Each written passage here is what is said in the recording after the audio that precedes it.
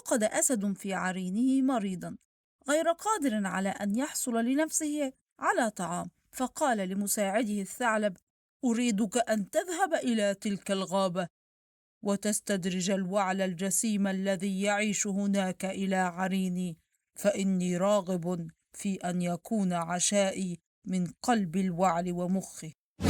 مضى الثعلب إلى الغابة ووجد الوعل وقال له: إن ملك الغابة مشرف على الموت، وقد نصبك على الحيوانات خليفة له. هز الوعل رأسه وقال: وماذا سأستفيد من هذا المنصب؟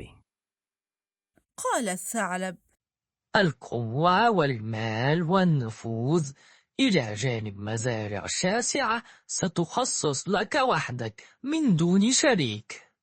انتشى الوعل أعظم انتشاء، ولم يزل الثعلب يغريه ويعده إلى أن حرك فيه طمعه فقبل بالمهمة. عندها قال الحيوان الماكر: أرجو أن لا تنسى أنني أول من حمل إليك النبأ السعيد، والآن لا بد أن أعود إليه، وإن انتصحت بنصيحتي أتيت معي لتكون إلى جواره في لحظاته الأخيرة. تبع الوعل الثعلب إلى عرين الأسد الذي ما إن اقترب منه حتى وثب عليه، لكن وثبته لم تكن موفقة، وفر الوعل بأذنين ممزقتين وقفل راجعا إلى مأواه. انغم الثعلب وأحس الأسد بخيبة أمل، ولكنه طلب من الثعلب أن يحاول استدراجه مرة أخرى إلى العرين. أسرع الثعلب إلى الغابة ثانية، حيث ألف الوعل يستريح يريد أن يفيق من فزعته، ولم يكد يشاهد الثعلب حتى صاح فيه: أيها الماكر، ما تعني باستدراجي إلى حتفي؟ إليك عني، وإلا أرديتك بقرني قتيلا.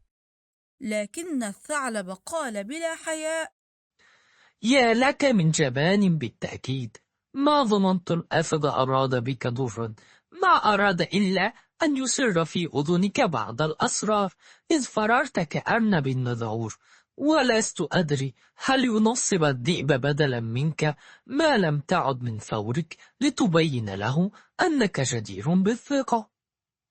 أتخاف من ذلك الأسد الهارب وأنت ما أنت عليه من قوة وضخامة؟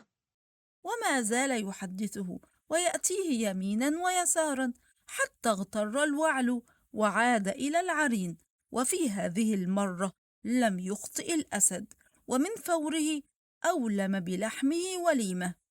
في تلك الأثناء وقف الثعلب يتحين الفرصة، وإذ غفل الأسد اقتنص الثعلب المخ ليكافئ به نفسه لما بذل، وفي لهفة راح الأسد يبحث عن المخ بلا جدوى، فقال له الثعلب وهو يراقبه: أعتقد أنه لا طائل من بحثك عن المخ، فإن من يأتي إلى عرين الأسد مرتين لا مخ له.